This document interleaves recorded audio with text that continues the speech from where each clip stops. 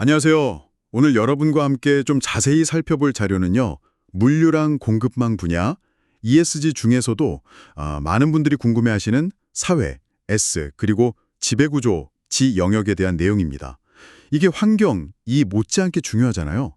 어쩌면 사람이 많이 필요하고 또 시스템이 복잡하게 얽힌 물류에서는 이 S와 G가 더 중요할 수도 있고요.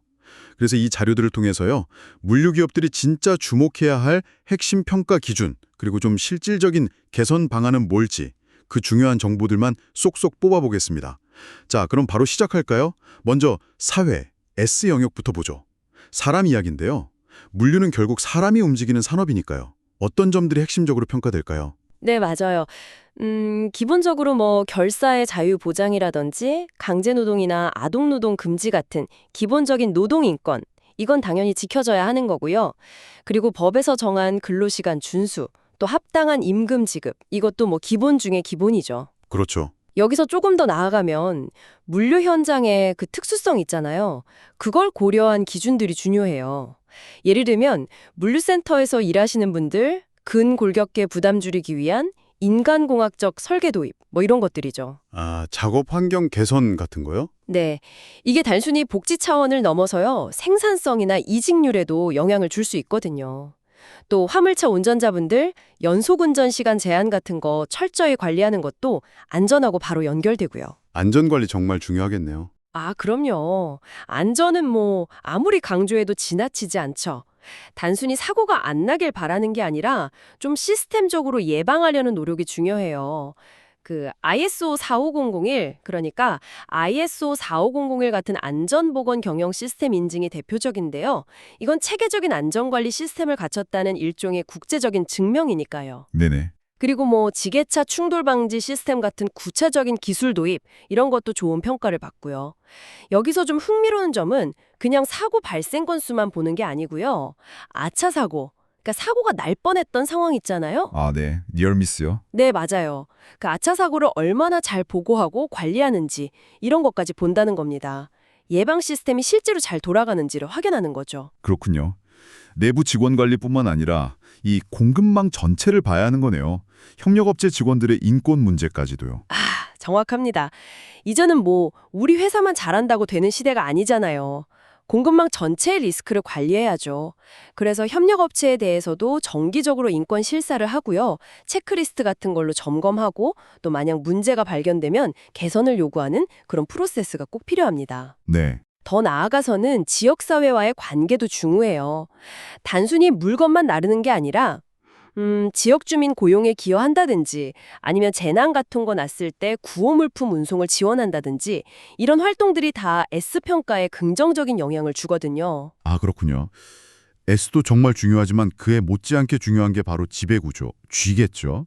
특히 물류처럼 이해관계자도 많고 과정도 복잡한 산업에서는 이 투명하고 건전한 지배구조가 왜 그렇게 강조되는 걸까요? 여기가 좀 궁금한데요. 맞습니다. G, 지배구조의 핵심은 결국 신뢰예요. 실례요? 네, 이해관계자들이 회사를 믿고 뭐 투자를 하든 거래를 하든 할 수 있게 만드는 기반이죠. 이걸 위해서는 첫째로 이사회의 독립성하고 다양성이 중요하게 평가됩니다. 예를 들어 사회이사 비율을 좀 높여서 경영진을 견제한다거나 특정 인물의 영향력이 너무 커지는 걸 막는 거죠. 네, 견제와 균형. 그렇죠. 그리고 뭐 여성 이사를 늘린다든지 해서 이사회 구성의 다양성을 확보하려는 노력도 같은 맥락이고요. 둘째로는 이게 실질적인 감독 기능이 있느냐 하는 거예요.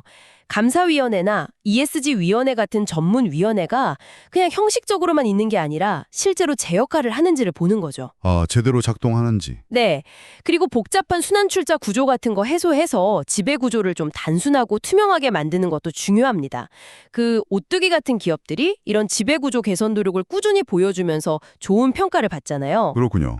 결국 이사회 구조 개선뿐만 아니라 윤리적인 경영 원칙을 실제로 지키는지 또 중요한 정보를 잘 보호하는지도 신뢰의 중요한 부분이 되겠네요. 맞습니다. 윤리 강령을 명확하게 만들고 또 내부 고발 시스템 같은 거 운영하고 이런 부패 방지 노력이 중요하고요.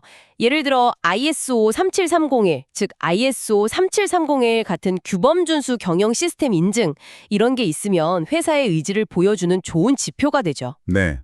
그리고 또 물류는 방대한 고객 정보나 물류 데이터를 다루잖아요. 그러니까 ISO 27001 정보 보안 시스템 구축을 통해서 데이터를 안전하게 관리하는 역량, 이것도 이제 필수적으로 평가되는 부분입니다. 정보 보안까지.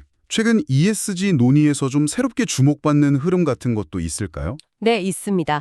그 디지털 인권이라는 게 좀 부상하고 있어요. 디지털 인권이요? 네. 예를 들면 AI 기반의 배차 시스템이나 창고 관리 시스템 같은 게 특정 직원에게 좀 불리하게 작용하지는 않는지, 그리고 플랫폼 노동자들의 권익은 어떻게 보호할 건지 이런 이슈들이 새로운 과제로 떠오르고 있죠. 그리고 또 그 IFRS S1, S2 같이 국제적으로 통용되는 ESG 공시 기준 있잖아요. 여기에 맞춰서 보고 체계를 준비하는 것도 점점 더 중요해지고 있습니다. 공시 기준 강화. 네.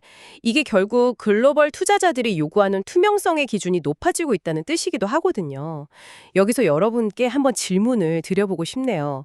여러분의 화사 혹은 여러분이 관심 있는 기업은 이런 사회적 책임 S나 지배구조 G 측면을 지금 어떻게 관리하고 또 개선해 나가고 있나요? 네, 오늘 저희가 살펴본 것처럼요. 물류산업에서 S와 G는 단순히 규제를 지킨다. 이걸 넘어서 기업의 지속 가능한 성장을 위한 정말 핵심적인 요소인 것 같습니다. 중요한 건 그냥 서류상의 제도를 만드는 게 아니라 모든 이해관계자랑 같이 성장하려는 어떤 진정성 있는 문화, 그런 게 아닐까 싶네요. 마지막으로 이런 질문을 한번 던져봅니다. 단순히 위험을 관리하고 규제를 준수하는 수준을 넘어서요. 이런 S와 G 영역에서의 강점을 어떻게 우리 회사의 실질적인 경쟁 우위로 만들 수 있을까? 그리고 고객사나 투자자, 또 직원들과 어떻게 하면 더 깊은 신뢰를 쌓을 수 있을까? 이것이 앞으로 물류 기업들이 정말 깊이 고민해야 할 지점이라고 생각합니다.